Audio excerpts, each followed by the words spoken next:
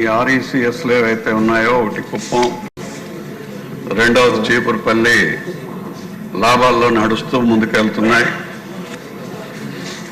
మరి చీపురుపల్లిని కూడా గత ప్రభుత్వంలో ఏపీఎస్సీబీలో కలిపేయాలి అని చెప్పి నిర్ణయం తీసుకునేటట్టుగా తెలుస్తుంది.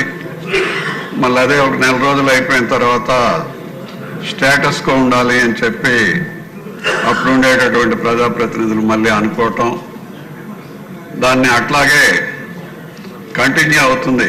ఆర్ఈసీఏ కంటిన్యూ అవుతుంది. ఆ ఎండి వేరే ఉంటున్నారు, ఇంజనీర్స్ ఉన్నారు, వాళ్ళ ఆధ్వర్యంలో అది నడుస్తుంది.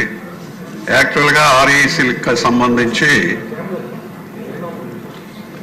ఏపీఎస్సీబీ వాళ్ళు వీళ్ళకి తక్కువ రేటుతో కరెంట్ ఇస్తారు. ఆ ప్రాంతంలో ఉండేటటువంటి గ్రామాలకి అదేవిధంగా అగ్రికల్చరల్ కనెక్షన్స్, ఇండస్ట్రియల్ కనెక్షన్స్ అన్నీ కూడా వీళ్ళు ఇస్తుంటారు, బల్క్లో కాకుండా నార్మల్గా. దానివల్ల ఏమవుతుందంటే అక్కడికక్కడే డెసిషన్స్ తీసుకొని ఇచ్చేటటువంటి పరిస్థితుల్లో అగ్రికల్చరల్ కనెక్షన్స్ కానీ హౌస్ హోల్డర్స్ కానీ వీళ్ళందరికీ కూడా ఇమీడియట్గా రిలీఫ్ ఉంటుంది అధ్యక్ష. అందువల్ల ఏంటంటే అది కంటిన్యూ అవుతుంది, లాభాల్లో ఉంది. కావాలని చీపురుపల్లిది అడుగుతున్నారు కాబట్టి మరి ఏపీ రెగ్యులేటరీ కమిషన్లో చీపురుపల్లికి సంబంధించి పెండింగ్ ఉంది కాబట్టి అక్కడ ఉండేటటువంటి ఆ చైర్మన్కి లోకల్గా ఉండేటటువంటి మంత్రికి పడకపోవటం వలన దాన్ని అలా పెండింగ్లో పెట్టారు.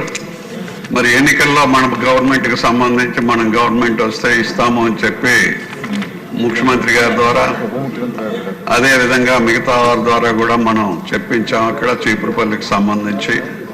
అందువల్ల కంటిన్యూ చేయాలనేటటువంటిది అక్కడ ప్రజల కోరిక. లాభాల్లో ఉంది కాబట్టి చిన్న చిన్న డిస్ప్యూట్స్ ఏవైనా ఉన్నప్పటికి కూడా ఆ రెగ్యులేటరీ కమిషన్ ద్వారా తెప్పించి మంత్రి గారిని చేయాల్సిందిగా కోరుతున్నాను.